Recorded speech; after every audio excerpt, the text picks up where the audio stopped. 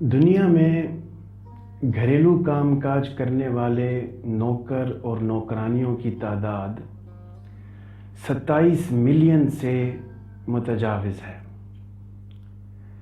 یہ لوگ دنیا کی اقتصادیات میں ایک نمایاں کردار ادا کرتے ہیں۔ لوگ سماجی اقدار کی وجہ سے گھریلو کام کاج کے لیے خاتون نوکرانیوں کو مرد نوکروں پر ترجیح دیتے ہیں۔ دنیا میں نوکری پیشہ خواتین میں سے یعنی کہ جتنی بھی خواتین کام کرتی ہیں گھر سے باہر نکل کر دنیا بھر میں، ان میں سے ہر 25 میں سے ایک گھریلو نوکرانی کے طور پر کام کرتی ہے۔ یہ خواتین مختلف وجوہات کی وجہ سے لوگوں کے گھروں میں کام کاج کرنے پر مجبور ہو جاتی ہیں۔ ان وجوہات میں غربت، ان کے پاس کسی اور ہنر کا نہ ہونا اور ناخواندگی وغیرہ قابل ذکر ہیں۔ گھریلو کام کاج کو چونکہ ایک مستقل پیشہ نہیں سمجھا جاتا، لہذا بہت سے ملکوں میں اس سلسلے میں خاطر خواہ قانون سازی نہیں ہے، جس کی وجہ سے گھریلو نوکرانیوں کو بہت سے انسانی حقوق کی پامالیوں کا سامنا رہتا ہے۔ پاکستان میں نے سب سے پہلے ایک تحقیق کی ہے جس میں گھریلو نوکرانیوں کے نفسیاتی مسائل کے بارے میں بات چیت کی گئی ہے۔ اب تک پاکستان میں اس قسم کی کوئی تحقیق منظر عام پر نہیں آئی۔ پہلی دفعہ پاکستان میں 250 گھریلو نوکرانیوں پر میں نے تحقیق کی تاکہ ان کی نفسیاتی اور سماجی حالت کا جائزہ لیا جا سکے۔ ان نوکرانیوں کی عمریں 13 سال سے 59 سال تک تھیں، 59 ایئرز تک۔ ان کی ماہانہ آمدن 1000 روپے سے لے کر 15,000 روپے تک تھی۔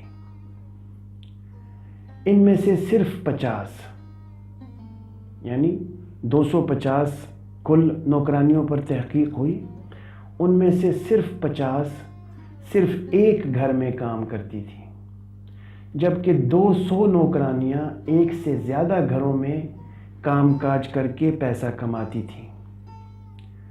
ان میں ایسی نوکرانیاں بھی تھیں جو 8-9 گھروں میں روزانہ کام کرنے جاتی تھیں۔ نتائج کے مطابق 53% نوکرانیاں ڈپریشن اور انگزائٹی کی مریضہ تھیں۔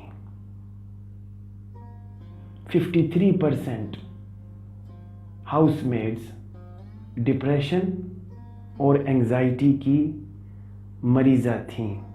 جب ان سے انٹرویو کیا گیا اور ان کے سمپٹمز کو دیکھا گیا، ان کی علامات کو بخور جائزہ لیا گیا، تو یہ پتہ چلا کہ ان میں ڈپریشن اور انگزائٹی کی علامات واضح طور پر موجود ہیں۔ 53%۔ 51% کو 51% کو اپنے مالکان سے گالی گلوچ سننے کو ملتی تھی۔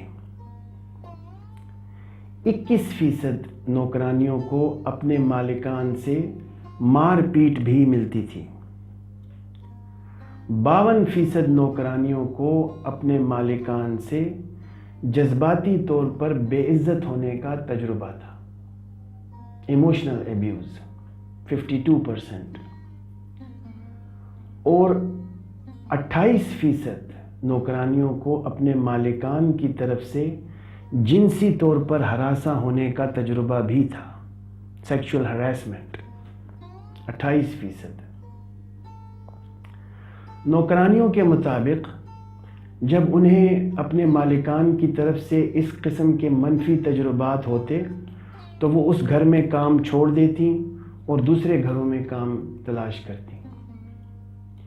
اب اس تحقیق سے جو پاکستان میں پہلی دفعہ ہوئی، اس سے ہمیں یہ سبق ملتا ہے کہ ہم اپنے اور اپنے آس پاس کے گھروں میں کام کاج کرنے والی خواتین نوکرانیوں کی عزت نفس اور بنیادی انسانی حقوق کے بارے میں متنبہ رہیں اور ان سے حسن سلوک کریں، جیسا کہ ہمیں ہمارے دین نے سکھایا ہے۔